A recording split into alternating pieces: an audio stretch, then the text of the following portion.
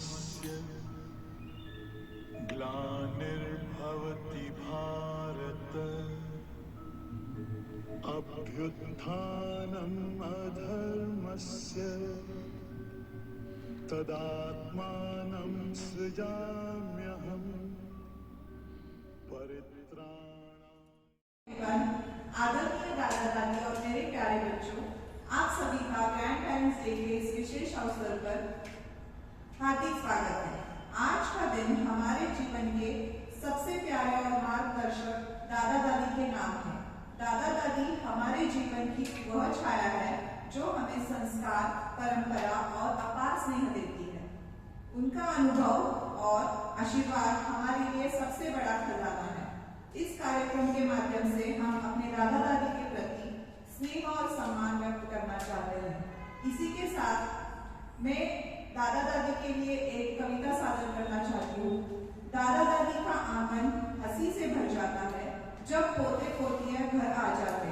नन्हे हाथों की मासूम शरारतें बुजुर्गों की थकान को पल में भुला जाते। नन्ही हंसी और झुर्रियों का मेल, यही तो है रिश्तों का सबसे सुंदर खेल। जहाँ उम्र और बचपन संग संग मुस्कुराते, वहाँ दादा दादी और पोता पोती का रिश्ता अमर हो जाता है। तो आगे बढ़ते हुए हमारा कार्यक्रम शुरू करते हैं। आज हम श्री भगवद गीता के अध्याय का पाठ प्रस्तुत करने जा रहे हैं। भगवान श्री कृष्ण ने गीता में अर्जुन को धर्म, कर्तव्य और सत्य के मार्ग पर चलने की शिक्षा दी। तो आइए शुरू करते हैं पाठ का आरंभ। भगवद गीता के 18 अध्यायों का थोड़ा सा विस्तृत लेकिन आसान सार देंगे। इसी के साथ हमारे अध्याय का सारांश शुरू करते हैं। मैं पहले अध्याय के लिए हमारे बच्चों को बुलाती हूँ। पहला अध्याय है अर्जुन विषाद योग, जिसमें युद्ध भूमि में अर्जुन अपने परिवार, गुरु और मित्रों को देखकर दुखी होता है। वह धनुष रख देता है और कहता है कि वह युद्ध नहीं करेगा। जय श्री कृष्ण। जय जय श्री कृष्ण। फिर आप उसको माइक। मैं कृष्णा। हे मानव, कृपया मेरा रथ दोनों सेनाओं के बीच में ले चलो ताकि मैं देख सकूं किन किन लोगों से मुझे युद्ध करना है। बेटा, क्या हुआ? क्या देख रहे हो? हे गोविंद, ये तो मेरे अपने लोग हैं। मैं इनसे कैसे युद्ध कर सकता हूँ? मेरा मन भ्रमित हो गया है। हे अर्जुन, तुम्हें क्या हो गया? ये मोह योद्धा को शोभा नहीं देता।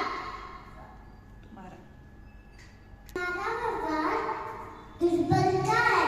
उठो, वीर बनो। धन्यवाद। अध्याय दूसरा, संख्या योग। कृष्ण आत्मा की अमरता और धर्म पूर्वक कर्म करने का महत्व बताते हैं। जय श्री कृष्ण। हे केशव, आपने कहा कि कायरता छोड़ो, लेकिन मेरा मन शांत नहीं होता। कृपया बताइए मैं क्या करूं? हे अर्जुन, तुम्हें क्यों उधर उनसे पीछे ना धर्म है। तुम आत्मा हो, ना जन्म लेते हो ना मरते हो, इसलिए उठो और अपने कर्म करो।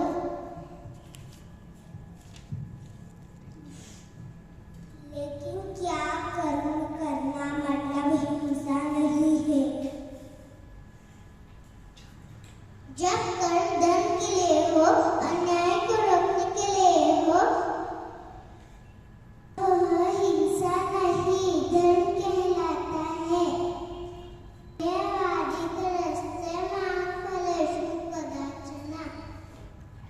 अर्थात तुम कर्म करते रहो, फल मुझ पे सौंप दो। Thank you. कर्म योग। फल की चिंता किए बिना कर्म करना चाहिए। निष्काम कर्म सबसे श्रेष्ठ है। श्री कृष्ण।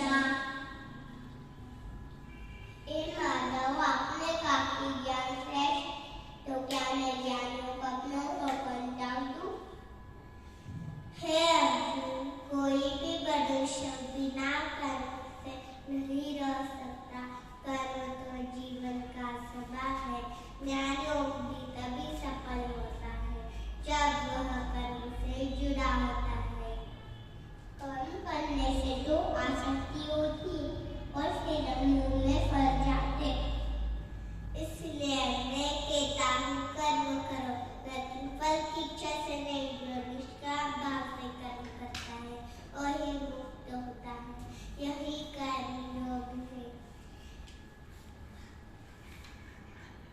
धन्यवाद।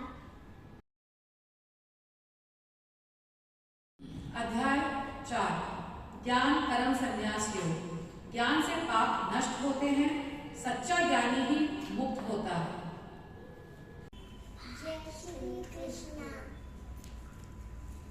हे अर्जुन, तुमसे पहले यह ज्ञान मैंने सूर्य देव को भी दिया है। हे कृष्ण, आपके देव है और यह ज्ञान सूर्य देव को दिया भी है और अभी जन्मे हो। हे अर्जुन, तुमने मैंने कई जन्म लिए हैं और तुमको याद नहीं और मुझे याद है। क्या क्या धर्म की हानि होती है और अधर्म बढ़ता है, तब तक मैं धरती पर अवतार लेता हूँ।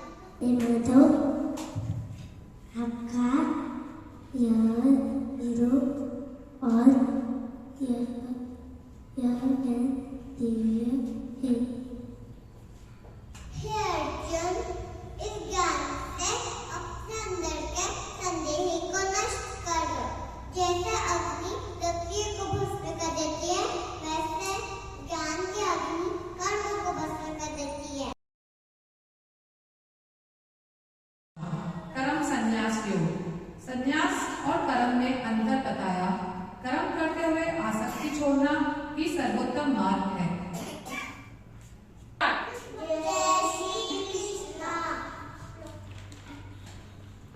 श्री कृष्णा। कुछ लोग कहते संन्यास श्रेष्ठ है और कर्मों को त्याग दो, और कुछ लोग कहते कर्मों को करते करते रहो।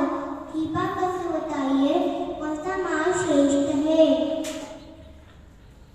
हे पार्थ, दोनों मार्ग कर्म संन्यास और कर्म योग मोक्ष की ओर ले जाते हैं।